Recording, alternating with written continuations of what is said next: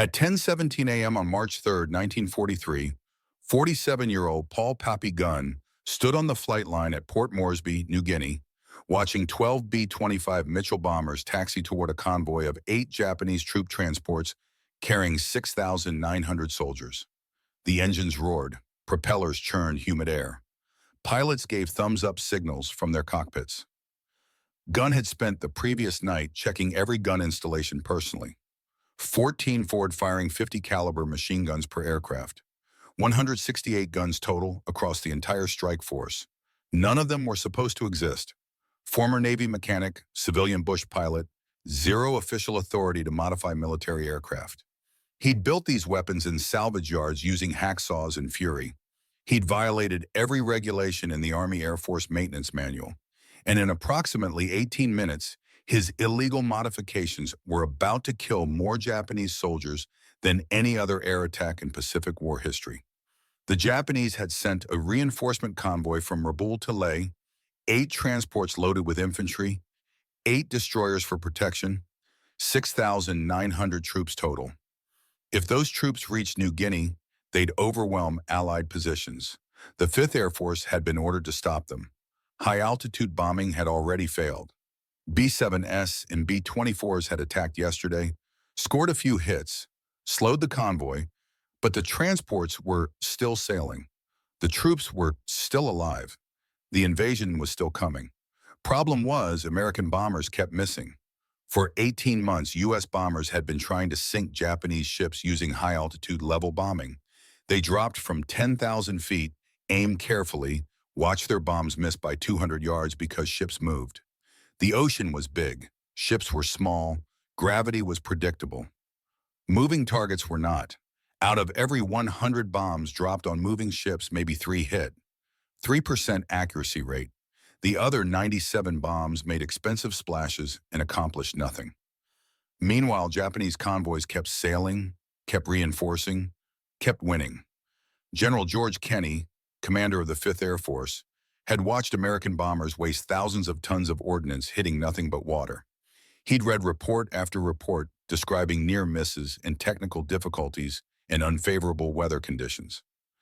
Translation: American bombers couldn't hit moving ships, and the Japanese knew it. The Navy could sink ships. Submarines were effective. Dive bombers from carriers occasionally scored hits. But in the Southwest Pacific, the Navy didn't have enough assets. Most carriers were fighting in the Central Pacific. The Southwest Pacific was the Air Force's responsibility, and the Air Force was failing. Kenney needed a solution, something different, something that didn't rely on hitting a moving target from 2 meters up. He found it in a 47-year-old mechanic who'd been breaking regulations since December 1941. Paul Irving Gunn wasn't supposed to be in the war. He'd served in the Navy during World War I, learned aviation maintenance, left the service in 1919, moved to the Philippines, became a civilian bush pilot. By 1941, he was flying cargo routes across the Pacific Islands, making good money, raising a family in Manila. Then Pearl Harbor happened. Gunn tried to evacuate his wife and 4 children when the Japanese invaded the Philippines.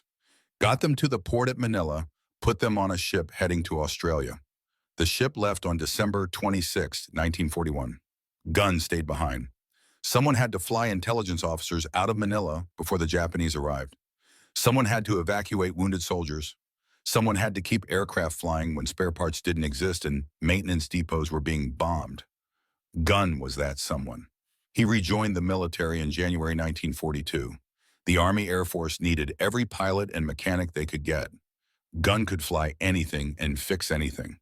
They made him a civilian technical advisor, which meant no rank, no authority, no official position, which meant nobody could stop him from doing whatever he thought was necessary.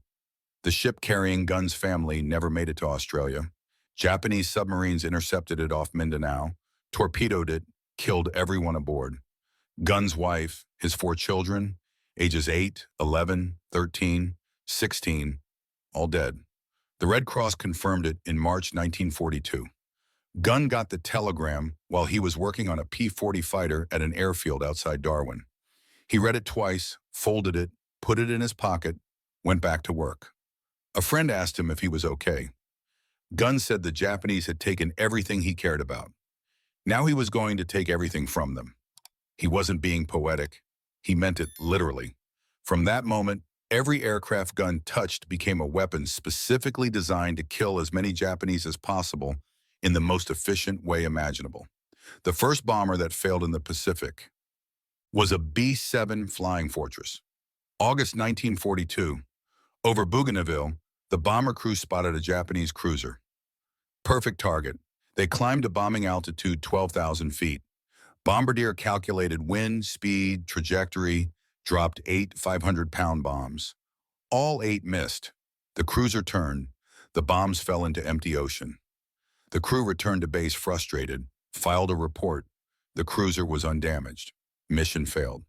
This happened over and over. Different crews, different ships, same result. Bombs missing. The problem was physics. A ship moving at 20 knots travels about 34 feet per second. From 10,000 feet, bombs take approximately 24 seconds to reach the ocean. In those 24 seconds, a ship travels about 816 feet. So unless the bombardier calculated the exact speed, exact course, an exact moment to release, the bomb landed where the ship was, not where it is. German U-boat had figured this out early. They'd learned to watch for bombers, then turn hard the moment bombs were released. The bombs would miss by hundreds of yards. Japanese ship captains did the same thing. They'd spot American bombers at altitude. They'd wait. The moment they saw bombs falling, they'd turn. Emergency evasive maneuvers, and American bombs would hit nothing. By September 1942, the 5th Air Force had a 3% hit rate against moving ships. 3 hits per 100 bombs. Unacceptable. Some bomber crews tried going lower, 5,000 feet, then 3,000 feet. Lower altitude meant less time for ships to maneuver, but lower altitude also meant more accurate anti-aircraft fire. Japanese ships had plenty of anti-aircraft guns. 2 B-7s were shot down trying low-altitude bombing in September. Another 3 were damaged so badly they never flew again. Going lower didn't work. Staying high didn't work. Nothing worked. Kenny read the reports, talked to his bomber crews. They all said the same thing. We can't hit moving ships, not with level bombing, not unless the ship is stationary, or we get incredibly lucky. Kenny asked his staff for ideas. What if bombers came in even lower? What if they dropped from 500 feet instead of 10,000? His staff said the bombs wouldn't have time to arm. Bombs needed to fall a minimum distance before their fusing mechanism activated. Drop from too low and you'd hit the target with a dud bomb that just bounced off. Also, flying at 500 feet put you well within range of every gun on a Japanese ship. Machine guns, anti-aircraft cannons, everything. You'd be shot to pieces before you got close. One of Kenny's officers mentioned a crazy idea the Australians had tried. Skip bombing. Fly low over the water, maybe 200 feet. Release the bomb so it skips across the water like a stone and slams into the ship's hull below the waterline. The concept worked in theory. British pilots had sunk a German ship using skip bombing in 1940, but it required perfect timing, perfect altitude, perfect speed, and it required flying straight at a ship that was shooting at you with every weapon it had. Kenny thought about it, asked if anyone had tested skip bombing in the Pacific. Nobody had. The idea seemed suicidal. Kenny sent a message to all bomber squadrons. Anyone willing to volunteer for experimental, low-altitude attack training should report to Port Moresby. 8 pilots volunteered. All of them had failed to hit ships with high-altitude bombing. All of them wanted to try something different, even if it meant flying 200 feet above the ocean with Japanese gunners trying to kill them. One of those pilots was Captain Ed Lana, 28 years old from Texas. He'd flown 12 missions against Japanese ships. 0 hits. He was frustrated enough to try anything. Gunn was at Port Moresby when Lana's training started. He watched the B-25 bombers practice skip bombing runs against target barrels in the ocean. The pilots were getting okay at it. They could skip bombs into the barrels maybe 40% of the time. Better than 3%, but still not good enough. Problem was, barrels didn't shoot back. Gunn watched Lana's bomber come in low over the water. Watched it drop a practice bomb. Watched the bomb skip and hit the barrel. Then he watched the bomber pull up and fly away. And Gunn realized the bomber was completely vulnerable during the attack run, flying straight and level at 200 feet, perfect target for anti-aircraft guns. The B-25 had nose guns, a single 50 caliber machine gun in the plexiglass nose. The Bombardier operated it, but one gun wasn't enough to suppress anti-aircraft fire from a ship with dozens of guns. Gunn walked over to Lana after he landed, asked him if he thought one nose gun was enough. Lana said no. He said flying straight at a ship full of anti-aircraft guns with one machine gun was basically suicide. But what else could he do? Gunn said, "What if you had more guns?" Lana asked, "How many more?" Gunn said, "All of it them." Here's what Gunn was thinking. The B-25 had multiple guns scattered around the aircraft. One in the nose, two in the turret, two in the waist, one in the tail, 7 guns total, all pointing different directions. What if all the guns pointed forward? What if you ripped out the glass nose and mounted 850 caliber machine guns pointing straight ahead? 4 on each side. Add the 2 guns from the turret and you'd have 10 forward-firing guns. 10 guns meant 700 rounds per second. 10 guns meant you could put so much firepower on a ship's deck that the anti-aircraft crews would be diving for cover instead of shooting at you. And if the anti-aircraft guns weren't shooting, the bomber could survive the attack run, could get close, could skip the bomb into the ship's hull. Lana asked if Gunn could actually do that, mount 8 guns in the nose.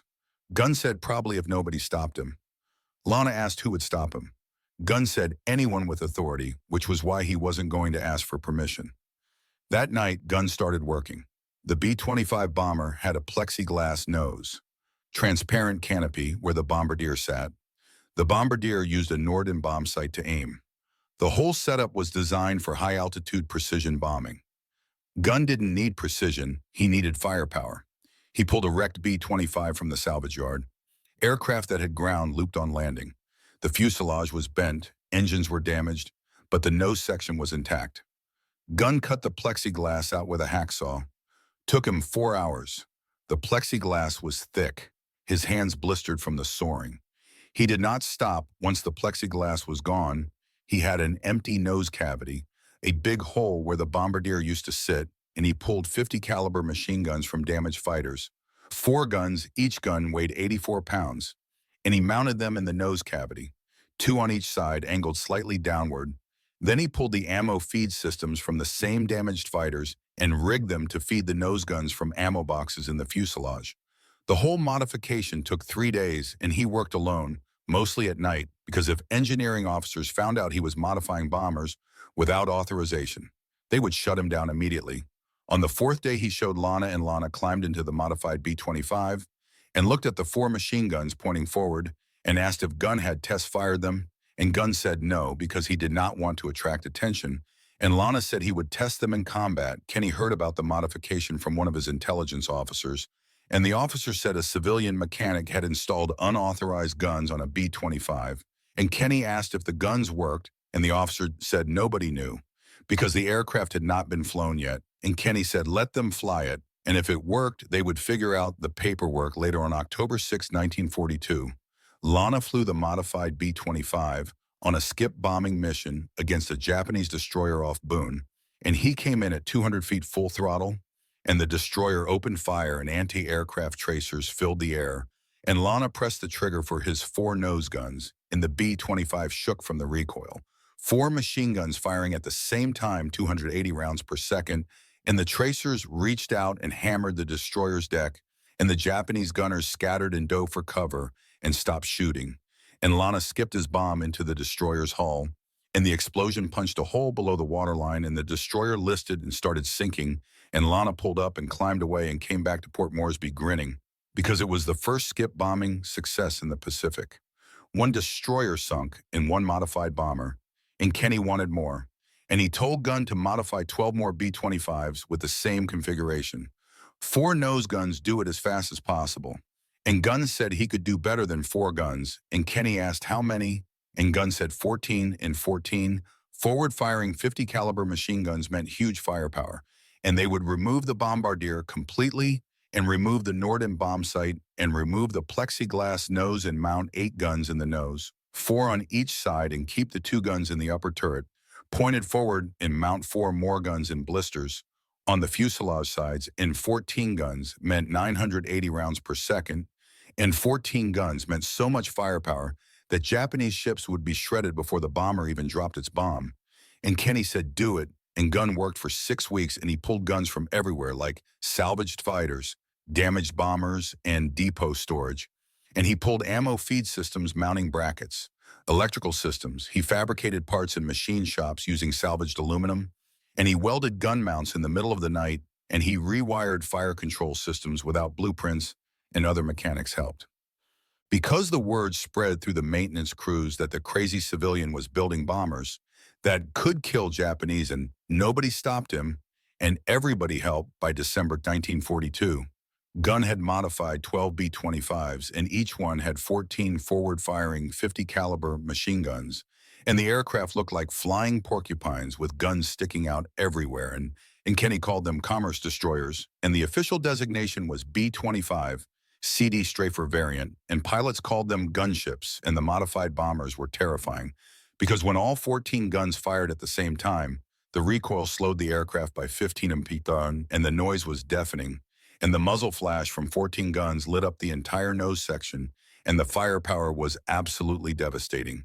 And test firing showed that 14 guns could fire 980 rounds per second, and a 3-second burst meant 2,940 bullets, and each bullet was a 50 caliber armor-piercing, incendiary round capable of punching through steel plate, and 3 seconds of fire could saw a Japanese destroyer in half. And training started in January 1943, and pilots learned to fly the modified B-25s, and the extra weight in the nose made the aircraft nose heavy, and it required constant trim adjustment. But once pilots adapted, the aircraft handled fine, and the real training was mental, because pilots had to overcome the instinct to climb when being shot at, and skip bombing required flying straight at the target at 200 feet, while anti-aircraft fire tried to kill you. And every instinct screamed, climb, turn, evade, but if you climbed, you missed, and if you turned, you missed, and you had to fly straight into hell, and Gunn told pilots to focus on the guns. Not your guns, their guns.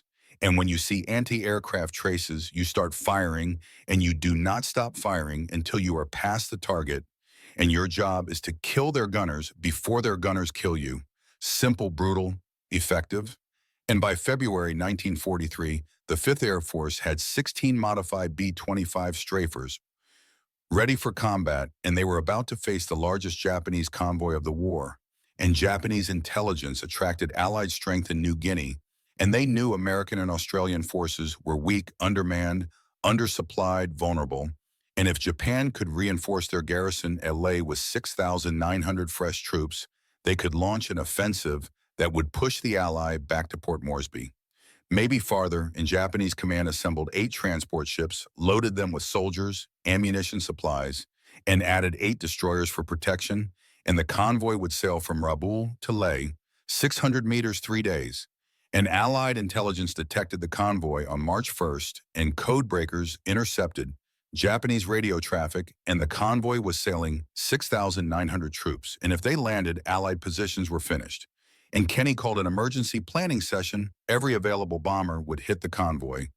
B-7 SB-24, SB-25, SA-20S. Everything in the high-altitude bombers would attack first and try to damage or slow the convoy. Then the strafers would come in low and finish them, and guns modified. B-25s would be the killing stroke, March 2nd, 1943. The convoy was spotted by reconnaissance aircraft 200 meters north of Leh. 8 transports, 8 destroyers sailing in formation, and American bombers launched B-7s attacked first from 10,000 feet, and they dropped dozens of bombs and scored a few hits and damaged 1 transport and slowed the convoy. But the convoy kept sailing that night. The Japanese convoy altered course and tried to evade further attacks, but Allied reconnaissance tracked them. 24s attacked the morning of March 3rd. More high-altitude bombing, more near misses, and 1 more transport damaged. The convoy was wounded, but still moving, and the transports were still seaworthy, and the troops were still alive. At 10:17 a.m., gun strafers took off from Port Moresby, 12 B-25s in 4 flights of 3, each one carrying 14 forward-firing machine guns, four 500-pound bombs, and pilots who trained for this moment for 2 months. And they had practiced skip bombing until they could hit floating targets 90% of the time. And they test-fired the 14-gun configuration until the recoil patterns were memorized, and they knew exactly how much ammunition they carried and knew exactly how long they could sustain fire before running dry. And they flew low over the water, 50 feet above the waves, and stayed under Japanese radar. And the ocean spray misted their windscreens, and they flew in tight formation. Wingtip to wingtip, because precision mattered, and they approached the convoy from the south, using the sun at their backs at 10:35 a.m. The strafers reached the convoy and visibility was perfect. Clear sky. Calm seas, the Japanese ships were sailing in 2 columns, 4 transports, and 4 destroyers. In each column spread across a mile of ocean. Beautiful targets nowhere to. Hyde and Captain Atlanta led the first wave 4 B-25 strafers, and they came in at 200 feet full throttle, 280 miles per hour. And Lana could see Japanese sailors on deck and could see anti-aircraft crews manning their guns and could see the rising sun painted on the destroyer's bow. The Japanese destroyers saw them coming, and klaxons sounded, and gun crews swiveled their weapons, opened fire. Anti-aircraft traces arced across the water. Red and orange streaks reaching out toward the incoming bombers, 25mm cannons, 13mm machine guns, everything the destroyers had. Lana counted to 3 and let the tracers get close and let the Japanese gunners commit to their firing solutions. Then he pressed his trigger, and 14 machine guns opened fire simultaneously. The B-25 shook violently from the recoil. The nose dropped slightly. Lana had to pull back on the stick to maintain altitude. The sound was beyond deafening, like standing next to a train collision, and the entire aircraft vibrated. Traces reached out 1,000 yards in 14 streams of 50 caliber armor, piercing incendiary rounds, each round weighing 17 ounces. Each round traveling 2,900 foot-pers and 980 rounds per second. Leaving the aircraft, and the destroyer in front of Lana vanished behind a wall of impacts, and metal sparked, and armor plates shredded, and anti-aircraft gun shields disintegrated, and the super rupture came apart like it was made of cardboard, and Japanese gunners died at their posts, and some were cut in half by the sustained fire, and others were thrown overboard by the impacts. And the ones who survived dove for cover, stopped shooting, which was exactly what Lana needed. He was 400 yards out, 3 seconds from bomb release, and his bombardier, sitting behind where the nose guns used to be, was counting down on 3, 2, 1 release. And Lana toggled the bomb release, felt the aircraft lift slightly as 4 500-pound bombs dropped. They fell in sequence, not all at once, and the bombs had delayed fuses, and they would skip across the water and detonate on contact with the hull. The first bomb skipped 3 times like a stone across a pond, hit the destroyer just below the waterline, right at the engine room. The explosion punched through the hull. Water rushed in, and the second bomb hit near the bow, blew a hole 20 feet across. The third and fourth bombs hit amidship. The destroyer buckled, started breaking in half. Lana pulled up hard, climbed over the dying destroyer, looked back. The ship was sinking fast, 90 seconds from first hit to complete. Sinking, sailors were jumping overboard. Most would not survive. The water was full of burning fuel oil. The other 3 B-25s in the first wave engaged the other destroyers. 14 guns per aircraft, 56 guns total, and the combined firepower was apocalyptic. The Japanese had never experienced anything like it, never trained for it, had no tactics to counter it. Within 3 minutes of the first attack, 3 destroyers were sinking or dead in the water. The 4th destroyer turned to run, emergency speed, black smoke pouring from its stacks as the engine room pushed maximum power too late. AB-25, piloted by Lieutenant James Murphy, came in from the port side, caught the destroyer in a crossing attack. 14 guns routed the destroyer's entire length from stern to bow. The fire walked up the ship like someone dragging a chainsaw across steel. The destroyer's port side anti-aircraft guns were shredded. Gun crews died. The bridge took sustained hits. Everyone inside was killed. Murphy skipped his bombs. One hit the engine room. The destroyer stopped. Just stopped dead in the water like someone had cut the power. Started listing, immediately would sink within 10 minutes. The second wave of strafers arrived at 10:41 a.m. 8 B-25s. They ignored the destroyers, went straight for the transports. That is where the troops were.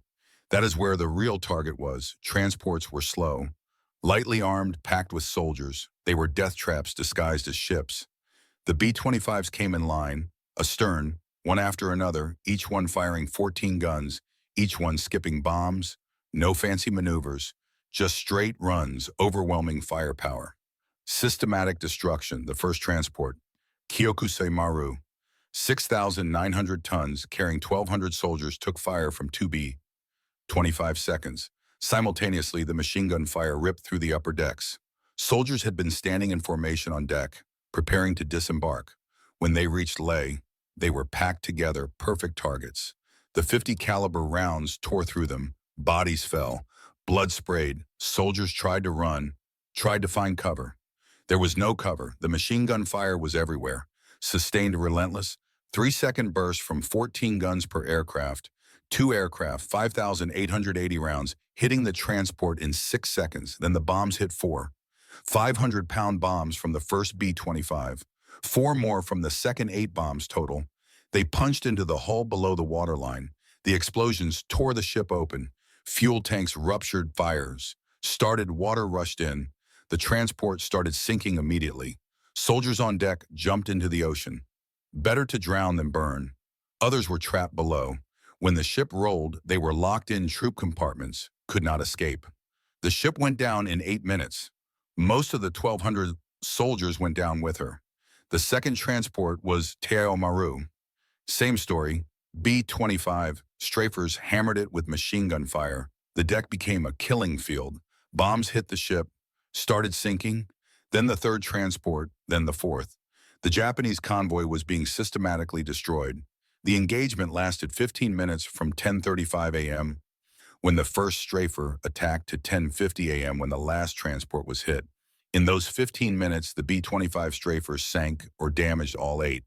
Transports and 4 destroyers, approximately 2,700 to 3,000 Japanese soldiers and sailors, died, most drowned when their ships sank. Others died from machine gun fire before their ships went down. The survivors spent hours in the water. Some made it to lifeboats. Some were picked up by the 4 surviving destroyers. Most drowned. It was the most devastating air attack against a naval convoy in the Pacific War. The Japanese called it the disaster at the Bismarck Sea. They lost an entire reinforcement convoy, lost thousands of troops, lost critical supplies. The offensive at Leh never happened. Japan never recovered from the loss. They never attempted another major convoy. Through those waters, Kenny called it a decisive victory. 12 modified bombers had eliminated a convoy that could have changed the entire course of the New Guinea campaign. Gunn's illegal modifications had just saved thousands of Allied lives after the battle. Kenny sent a message to General Hap Arnold, commanding general of the Army Air Forces. He described the modified B-25 strafers, explained how they worked, requested formal approval for the modifications. Arnold's response came back 3 days later. Approve all modifications, expedite production, send technical data to all theaters. Suddenly, Gunn's unauthorized modifications were official doctrine. Lockheed and North American Aviation studied. Gunn's designs incorporated his modifications into factory production. By June 1943, B-25s were rolling off assembly lines in California.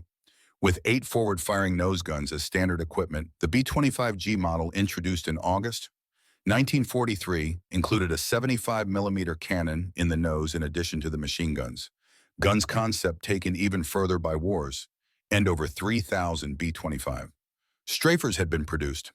They served in every theater: Europe, Pacific, China, Burma, India, everywhere the B-25 flew. Guns modifications saved lives and killed enemies. But Gunn never stopped modifying aircraft after the Bismarck Sea victory.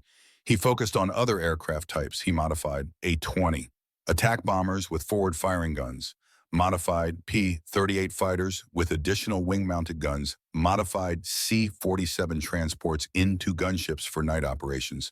Every modification violated regulations. Every modification worked. Kenny gave up trying to control him, just told Gunn to do whatever he thought would kill more Japanese and protect more American lives. Gunn took that permission seriously. By 1944, Gunn was technically a lieutenant colonel. The Army had finally given him a commission, but rank meant nothing to him. He still worked in maintenance hangars, still fabricated parts in machine shops, still modified aircraft at night. when officers were not watching. His modifications evolved constantly. If something did not work, he changed it if pilots suggested improvements. He implemented them immediately. He installed radar systems before they were standard equipment. He mounted rockets on fighters before rocket tactics were developed. He built drop tanks from salvaged fuel drums to extend fighter range. He never asked for permission, never filed paperwork, just built things, tested them, put them on aircraft. His superiors learned to look the other way, easier to approve. Guns modifications after they worked, then try to stop him beforehand by late 1944. Hundreds of aircraft in the Pacific had gun modifications. Pilots requested them specifically. Maintenance crews learned his techniques. His innovation spread through the entire 5th Air Force on October 11, 1944. Gunn was flying a B-25 Strafer on a reconnaissance mission over the Philippines. He was 48 years old. He had spent 3 years modifying aircraft flying combat missions, killing Japanese. His aircraft was intercepted by Japanese fighters, a 6M04 of them.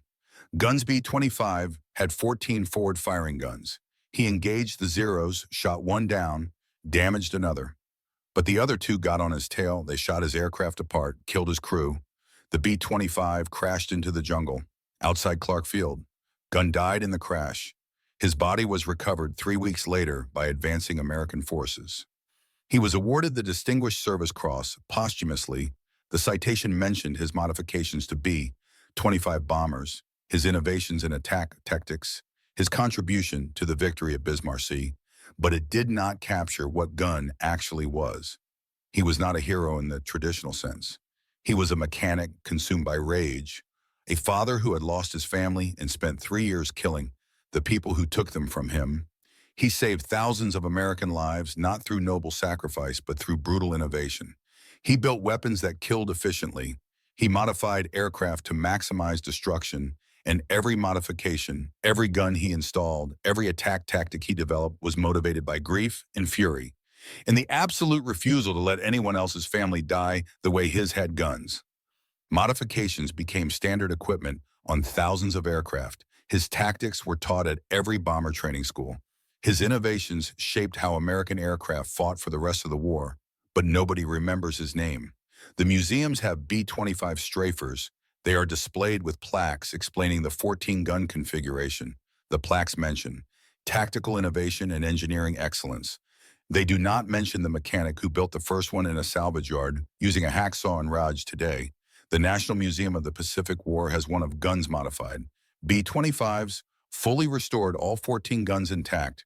You can walk up and look at it, but you cannot see the grief that built it, cannot see the fury that made it necessary, cannot see the father who decided that if the Japanese took his children, he would take 3,000 Japanese soldiers, because that is what actually happened.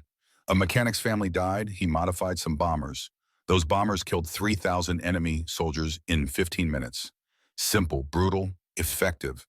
That is how innovation works in war, not through committees or engineering studies or approved procedures, through people who have lost everything and decide to use their skills to destroy the people who took it. Gunn never recovered from losing his family.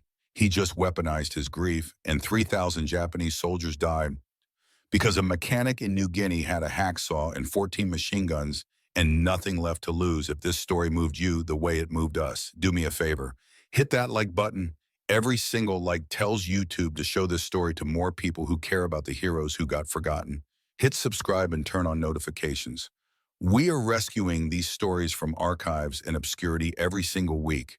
You are not just a viewer. You are part of keeping these memories alive. Tell us your location. Tell us if someone in your family served. Just let us know you are here.